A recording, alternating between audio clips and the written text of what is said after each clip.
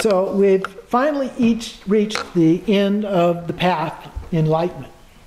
If somehow you didn't make it yet, continue on with patience and persistence.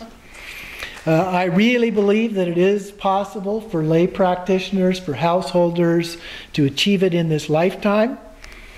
In the generation stage practices, we began to imagine ourselves as the deity, as the Buddha. I strongly recommend that you continue with that approach. Please also do this following simple practice until you do achieve enlightenment. See yourself as a Buddha. Feel yourself as a Buddha. Be the Buddha you already are. From the Buddhas and consorts in your 5 places, radiate pure love and great compassion to all beings forever. So, very simple practice. I'll read it through again just in case you didn't get it. See yourself as a Buddha. Feel yourself as a Buddha. Be the Buddha you already are. From the Buddhas and consorts in your 5 places, radiate pure love and great compassion to all beings forever. Okay, so I have a final sadhana practice to give to you that integrates the ngondro, the generation stage, completion stage, and also the great perfection practices together as one. So let me hand those out to you. Is that 1 or 2?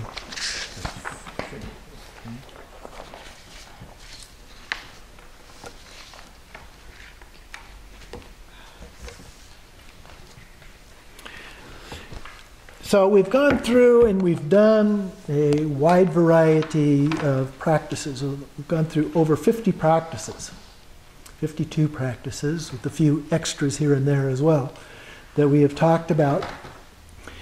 And so what do we do now? Well, there's several different possibilities of what you can do. You can go back and go back through them.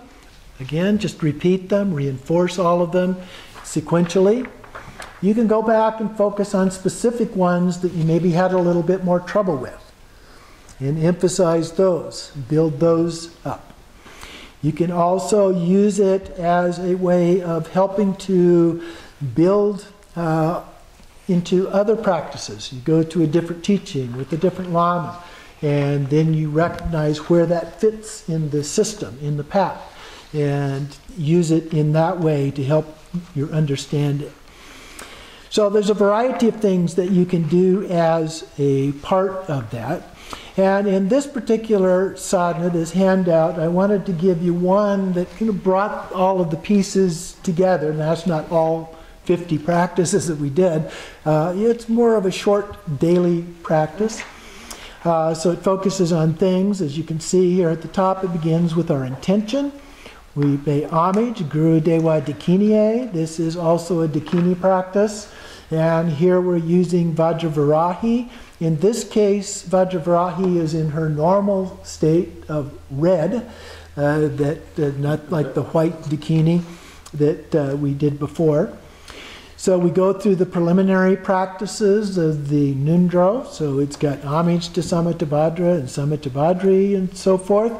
The common ngondro, and then the refuge in bodhicitta, Vajrasattva, and with Vajratopa, purification practice using just the short mantra as a part of that one, 28 times. Then their offering mantra, Om Guru Dewa Dakini Ratna Mandala Pratisat Soha, 3 times. Then Guru Yoga mantra, as many times as you can.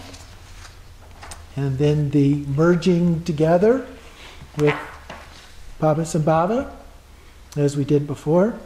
Then the generation stage, we start with the emptiness mantra, Om Shunyata Jnana Benja Swabhava at Mako Ham.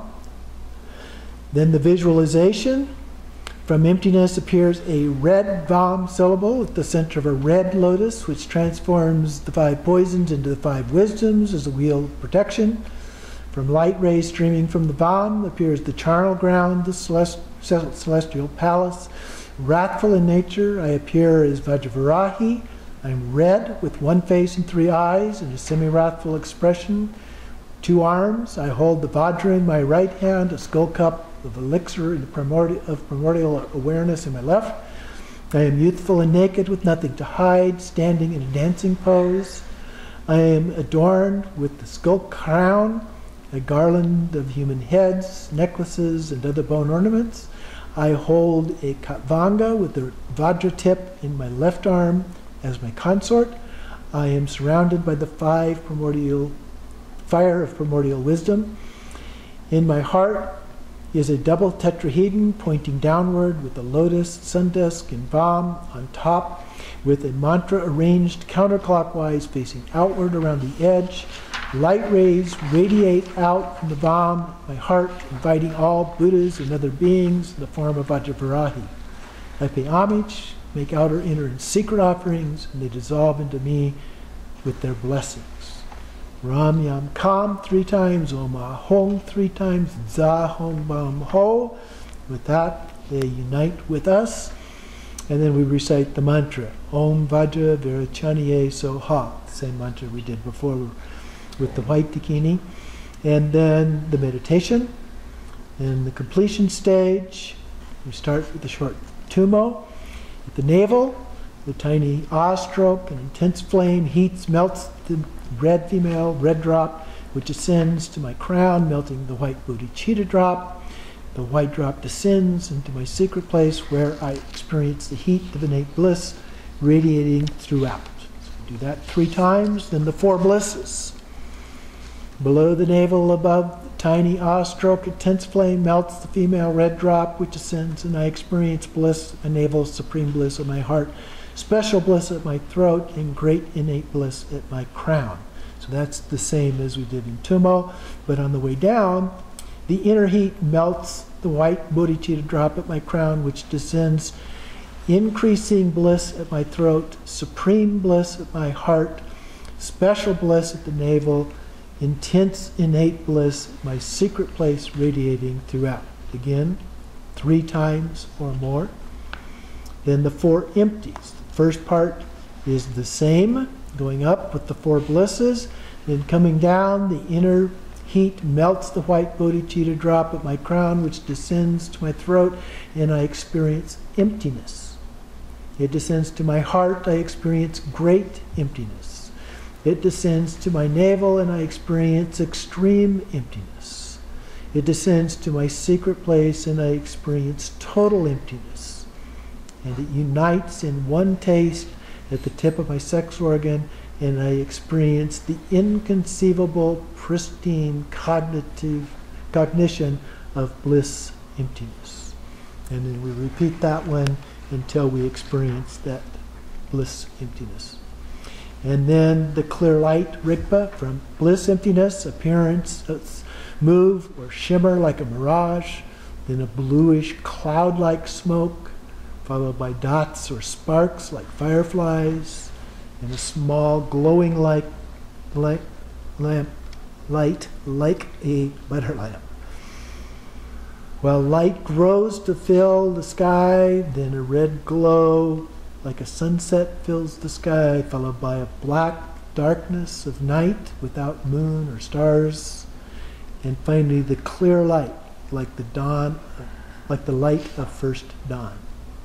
So we rest just in that rikpa at that point.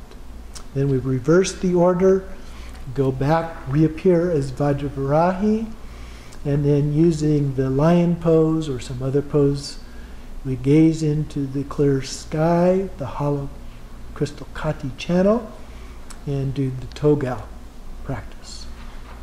In closing prayers, bodhicitta, dedication, And then in post-meditation, we just abide softly and deeply in pure naked awareness without attachment or aversion, with loving kindness and compassion for all, always and always. So finally, last thing I wanted to add here is from Padmasambhava. This is his advice to King Trisong Detsen. He says, even though you realize that your mind is fully awakened, do not give up the Lama. Even though you fully realize that all appearances are mental projections, do not stop practice of virtue. Even though you have no expectation of Buddhahood, do not give up making offerings to the divine beings and the three jewels. Even though you have no fear of samsara, restrain yourself from even subtle negativities. Even though you acquire a deep meaning of immutable absolute, do not overrate or underestimate any Dharma teaching.